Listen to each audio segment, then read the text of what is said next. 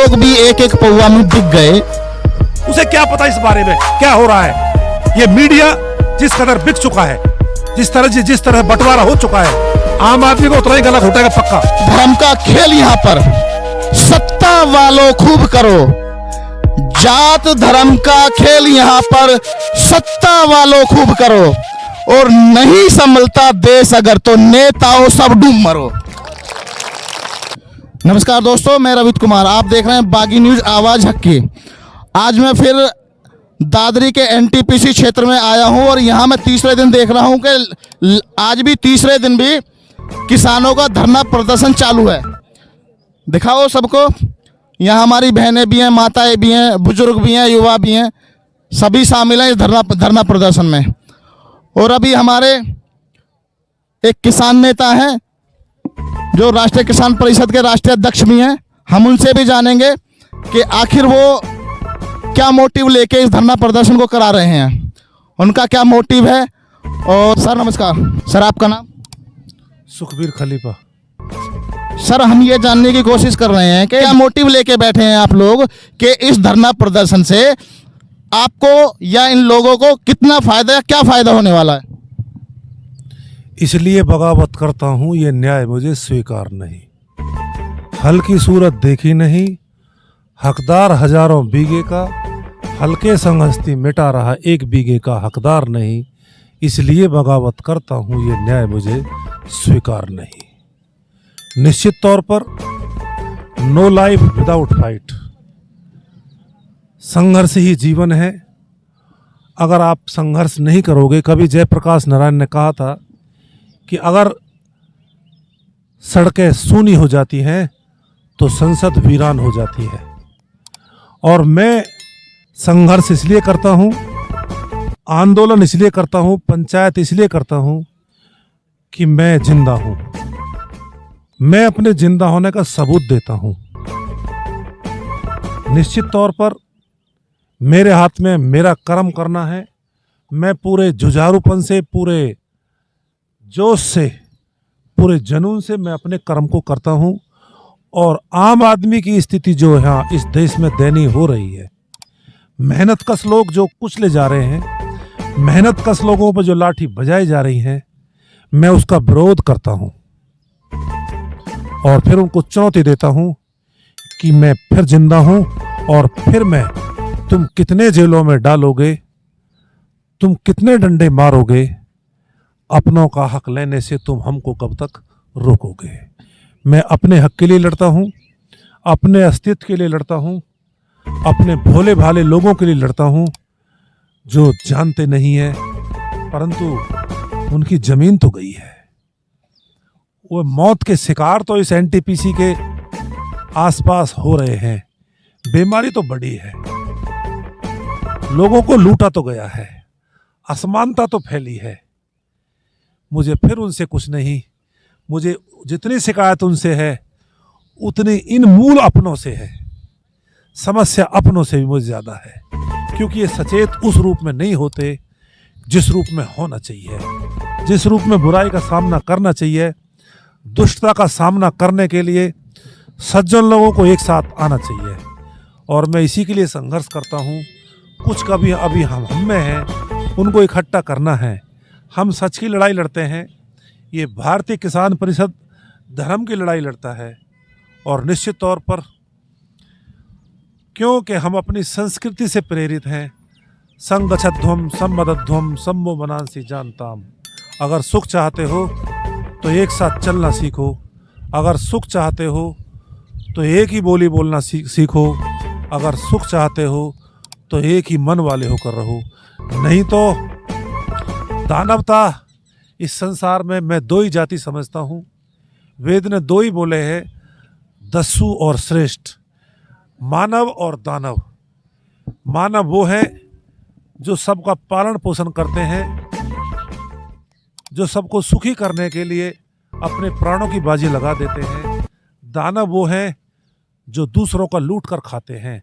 ऐसे खटमलों को जो मेरे किसानों को लूट लूट कर खा रहे हैं, मैं उनका विरोध करता हूं और मैदान में बिल्कुल खड़ा हुआ हूं। बिल्कुल सीधा तनकर खड़ा हूं और खड़ा रहूंगा। ये जो बात आपने अभी कही, तो इसमें आप किसको इंडिकेट करना चाह रहे हैं? ऐसा कौन दानव है जो इन किसानों को लूट कर खाने की कोशिश कर रहा है या लूट कर खा रहा है? पिछले 40 साल की लड़ाई, अभी आपको क्या लगता है कि इस लड़ाई को और कितने दिन चलाना पड़ेगा, या कितने दिन इस लड़ाई को लड़के इन किसान भाइयों को फायदा मिल सकता है? क्योंकि आप राष्ट्रीय किसान परिषद के राष्ट्रीय अध्यक्ष भी हैं, तो आप एक लीडरशिप भी चला रहे हैं किसानों की। तो मेरा सिर्फ सीधा सा सिंपल सवाल है कि जो लड़ाई 40 साल में नहीं जीती जा सकी, तो आप क्या मोटिव लेके बैठे हैं कि इस लड़ाई को इन किसान भाइयों को अधिकार इतने दिन में दिला देंगे? मैं अपनी जान लेकर बैठा हूँ, मैं प्राणपन से बैठा हूँ, धर्म के साथ बैठा हूँ, शास्त्रों की सामग्री लेकर बैठा हूँ, पूरे त्याग भाव से बैठा हूँ, सत्यनिष्ठा से बैठा हूँ, अपनों को एकता के सूत्र में पिरोकर बैठा हूँ, और मेरी कोशिश अभी जारी है। निश्चित तौर पर संघर्ष जारी है, और मैं कहता हूँ ऐसा नहीं हो सकता कि पिछले समय में जो काम नहीं हुआ है आगे भी वो काम नहीं होगा। बहुत हमेशा लोगों ने इतिहास बदले हैं, कर्मठ लोगों ने नई नई इबादतें लिखी हैं, ठेकेदार जो बने बैठे हैं मैं उनको लानत भेजता हूँ। अगर कोई सही है, किसी की मानसिकता ठीक हो, जातियों में बांट बांट कर तुम वोट तो लेते हो, परंतु इनके कभी दर्द की इनकी सुनने कोई नहीं आता। तो इसलिए मैं कह सकता हूँ, दर्द अपने हाल से तुम्हें आगाह क्या करूँ, जब सांस भी ना ले सकूँ तो मैं आहें क्या करूँ। इस कदर लोगों को लूटा गया है, इस कदर लोगों को घसीटा गया है, इस कदर लोगों को सताया गया है कि उनको यही पता नहीं है कि कितना अन्याय उनके साथ में हो गया। इतने भोले भाले लोगों के लिए लड़ना इतना सहज भी नहीं होता है।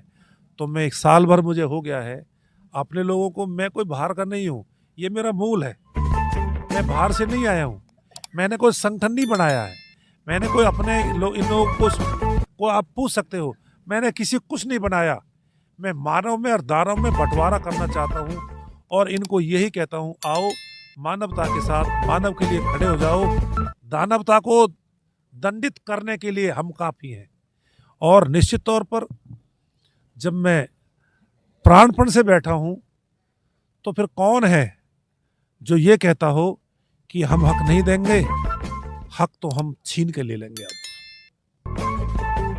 मेरा एक और सवाल है खलीफा जी, कि जब पूरे देश ने आंदोलन किया था, किसान दिल्ली में थे, बहुत सारे किसानों ने आहुति दी, बलिदान दिया, बहुत सारे किसान मारे गए, सरकार की जब आंखें नहीं खुली, तो आपको क्या लगता है कि इस क्षेत्र के थोड़े से किसान भाइयों को लेकर के आप ये जंग इस सरकार से जीत सकते हैं? मैं फिर कहता हूं कि जो काम पिछले दिनों में नहीं हुआ है, 35 साल में नहीं हुआ है, माना इतनी कि चुनौती बड़ी है, परंतु मेरा विश्वास बड़ा अटल है। और रही उसकी बात, हर कोई आंदोलन अपनी छाप छोड़कर जाता है। लड़ने वाले कभी हारते नहीं हैं, या तो जीतते हैं या सीखते हैं। ये जो संघर्ष आप कर रहे हो किसान भाइयों को लेकर के, तो मैं ये जानना चाह रहा हूँ कि आपकी लड़ाई किससे है? एनटीपीसी से, सेंट्रल गवर्नमेंट से, स्टेट गवर्नमेंट से, या फिर डिस्ट्रिक्ट लेवल के अधिकारियों से? किससे ये लड़ाई है आपकी? जनता देख रही है, दर्शक देख रहे हैं, एक बार जरा उनको बताइए कि लड़ाई आप किसके लिए लड़ रहे हैं? मनमोहन प्रधानमंत्री थे हमारे, उन्होंने ये बोला था कि भाई कुछ कोयला की फाइल गुम हो गई थी, तो उसमें ये बोला था भाई इसमें मेरी ड्यूटी थोड़ी है, मंत्रियों की ड्यूटी भी है। तब सुषमा स्वराज ने खड़े होकर एक बात कही थी, तू इधर उधर की बात मत कर, इतना बता कारवा क्यों लूटा। मुझे रहजरों से शिकायत नहीं है, तेरी रहबरी का सवाल है। किसके राज में ऐसा हो रहा है ये आप भी जानते हो और मैं भी जानता हूं। ये जो डबल इंजन की सरकार चल रही है, कौन नहीं जानता इस बात को? लड़ाई किससे है हमारी? अगर एनटीपीसी काम नहीं कर रही है, एनटीपीसी भारत सरकार की नवरत्न कंपनी है, ये काम भारत सरकार को करना है नहीं करना? जो डंडा बजवाती है क्या वो योगी सरकार नहीं है क्या वो? कि क्या बिहार में किसानों पे डंडा बजता है, सारी मीडिया दिखाती है। आपको तो धन्यवाद भैया, आप आए तो सही, कम से कम हमारी पीड़ा सुनने। नहीं यहाँ कौन आता है? कोई यहाँ पीड़ा सुनने नहीं आता। आजकल मीडिया भी बिक चुकी है। आपकी लड़ाई सरकार से है तो आप खुलकर के एक बार कहो कि हमारी लड़ाई सरकार से है, क्योंकि जब से बीजेपी सरकार सत्ता में आई है तब से सबसे ज़्यादा दुखी किसान वर्ग, मजदूर वर्ग, मजबूर वर्ग, इन्हीं लोगों को नुकसान हुआ है। जितने भी उद्योगपति हैं, बिजनेसमैन हैं, सिर्फ इस सरकार ने उनको फ़ायदा पहुंचाने का काम किया है। इस देश का अन्नदाता, जो हजारों लाखों लोगों का पेट भरने वाला जो अन्नदाता है, अगर उसका परिवार भूखा सोता हो तो ऐसे राजा पर लानत है। जिस देश के अन्नदाता को लाठी और डंडों से पीटा जाता हो, निश्चित तौर पर मैं कह सकता हूँ वो किसके लोग थे? वो भी तो राजा के ही लोग थे। हमारी लड़ाई भी सब जानते हैं, लड़ाई किससे है। अगर एनटीपीसी से हम अभी ले लेंगे तो ये शासन प्रशासन बीच में मत आओ। एनटीपीसी से मैं अभी हक ले लूँगा और बोलो। फिर भी मैं एक मर्यादा में रहता हूँ, लोकतांत्रिक तरीके से मैं अपना हक लेने का प्रयास करता हूँ। अनाप शनाप मेरे पास शब्द नहीं है, किसी को गाली की भाषा में नहीं बोलता। सब बड़ी शालीनता से, बड़ी सौम्यता से, बड़ी सरलता से, सहजता से, सत्यनिष्ठा से अपनी बात को हम रखते हैं। शास्त्रों की सामग्री लेकर हम लड़ते हैं। ये तो सब जानते हैं कि कौन किसका हक नहीं दे रहा, कौन रोक रहा है, क्या बात है। क्या यहाँ के लोगों को नोच कर जो 14 से 15 हज़ार करोड़ हर साल एनटीपीसी देती है केंद्र सरकार को, क्या यहाँ के लोगों की किसी को परवाह नहीं है क्या? अगर एनटीपीसी ही ऐसा करती और उसके सिप पे सलार ना होते उस रूप में, तो हम तो इससे कभी कभी गले लेते। निश्चित तौर पर लड़ाई हमेशा सरकार से ही होती है। जब से बीजेपी सरकार आई है, हम ये भी जानना चाह रहे हैं कि बीजेपी सरकार के आने के बाद सबसे ज़्यादा दुखी वर्ग किसान हुआ है। तब से किसान लड़ाई लड़ रहा है, किसान को कोई अधिकार नहीं मिले हैं। उसके बावजूद भी ये डबल इंजन की सरकार फुल बहुमत से सत्ता में आ जाती है, तो इसमें किसका दोष है? जनता का दोष है, आम आदमी का दोष है, किसानों का दोष है, मजदूरों का दोष है, गरीबों का दोष है, या इन उद्योगपतियों का दोष है? आखिर इतने काम गलत करने के बाद भी ये सरकार फुल बहुमत से सत्ता में आ जाती है, तो ये दोष आप किसको देना चाहेंगे? इनके मत एक एक पौवा में बिक जाते हो, मैं उनसे अधिकारों की क्या पूछूं मैं उनसे। तो अभी आप जिस मुद्दे को लेके बैठे हुए हैं, अगर ये लोग भी एक एक पौवा में बिक गए, आप कहाँ बैठे दिखाई दोगे? बताने का आप क्या समझ रहे हो? मैं कह सकता हूँ आज जो हमारा चौथा स्तंभ है, मैं फिर आपके ऊपर आ रहा हूँ। आम जनता तो आम जनता होती है, पर भैया मीडिया तो शिक्षित है। अरे जो बीच वाले हैं, जिनको सही सही दिखाना है, आखिर में धारणा बनाऊं कहाँ से कौन ठीक है कौन ठीक नहीं है? तुम्हारी डिबेट सुनने को मन नहीं करता। आज मीडिया इस कदर बिक चुकी है कि एक ही पक्ष में बोले जाती है, तो आम आदमी बेचारा क्या करे? उसको क्या पता हो क्या रहा देश में? उसको अपना खेत में काम करना है, उसको अपने बच्चों की परवाह है, अपने बाप की दवाई करनी है, बेटे की कहीं पढ़ाई करनी है, उसे क्या पता इस बारे में क्या हो रहा है? ये मीडिया जिस कदर बिक चुका है, जिस तरह बंटवारा हो चुका है, आम आदमी को उतना ही गला घोटेगा पक्का। और आगे आने वाले समय में भी मुझे नहीं लगता कि इसमें कुछ सुधार होने वाला है। निश्चित तौर पर अपने अपने कर्तव्यों का पालन सब करें और हम अपने हक की लड़ाई लड़ना। मेरी कोशिश जहाँ तक होगी, अपने लोगों को जागरूक करता हूँ, अपने लोगों को शिक्षित करता हूँ, अपने लोगों को सही सही बताता हूँ, कर्तव्य की परिधि में लेके आता हूँ। किसी को नोचने का काम नहीं करता, किसी को लूटने का काम नहीं करता, कोई स्वार्थपर काम नहीं करता। ये खलीफा निश्चित तौर पर सच की लड़ाई लड़ता है। और रही खामी की बात, तो यहाँ से वहाँ तक खामी फैली पड़ी है। आज कौन है? बंद कमरों के लिए ताज़ा हवा लिखते हैं हम, बंद कमरों के लिए ताज़ा हवा लिखते हैं हम, खिड़कियाँ हो सब जगह ऐसी दुआ लिखते हैं हम। आदमी को आदमी से दूर जिसने कर दिया, ऐसी साजिश के लिए हर बद्दुआ लिखते हैं।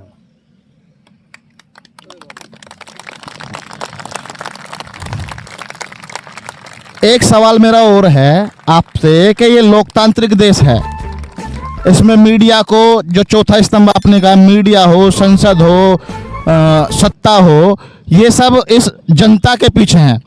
जनता चाहे तो मीडिया को खदेड़ दे, जनता चाहे तो सत्ता का तख्ता पलट कर दे, जनता जो चाहे वो कर सकती है। लेकिन ये जनता ही जब नहीं करना चाहती बदलाव, तो आप जैसे नेता फिर कहाँ जाएंगे जब ये सत्ता आपके साथ नहीं लगे। अभी देखो 24 गांवों की लड़ाई है, 24 गांवों की लड़ाई के बावजूद भी क्या सिर्फ इन 24 गांवों में इतने से ही लोग हैं जो अपनी ताकत दिखाने के लिए आए हैं? क्या और 24 गांवों के और लोगों को मुआवजा नहीं चाहिए? अगर एक व्यक्ति को मिल गया तो आपके पीछे कितने सैकड़ों लोग लगे डोलेंगे, हमारा काम कराओ, हमारा काम कराओ। तो मैं इस चैनल के माध्यम से आपसे भी ये कहना चाहूँगा कि लड़ाई किसानों की है, स्पेशल 24 गांव के किसानों की है। तो 24 गांव के सभी किसानों को एक साथ खड़े होकर के खलीफा जी को मजबूत करना पड़ेगा, अपने आपे को मजबूत करना पड़ेगा। लड़ाई तभी लड़ी जाएगी जब आप लोग मजबूत करेंगे अपने लीडरशिप करने वाले नेता को। अगर जनता चाहती है हमारी लड़ाई लड़ी जाए या हमारी लीडरशिप करने वाला निष्पक्ष आदमी हो, जो हमारे बीच में बैठा हो, जिसको लालच ना हो, तो कम से कम सारी जनता अगर इनके कंधों को मजबूत कर देगी तो ये मोदी से भी आंख से आंख मिला के आपकी बात को रख सकते हैं।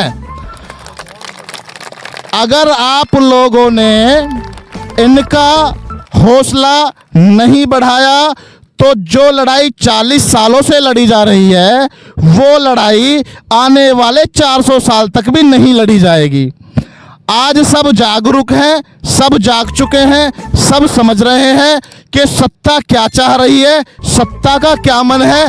तो हम किसी मोहभंग में ना आकर के अपने लीडरशिप करने वाले नेता को मजबूत करने का काम करें। 2 शब्दों में मैं अपनी बात को विराम दूंगा कि जात धर्म का खेल यहां पर सत्ता वालों खूब करो, जात धर्म का खेल यहां पर सत्ता वालों खूब करो, और नहीं संभलता देश अगर तो नेताओं सब डूब मरो।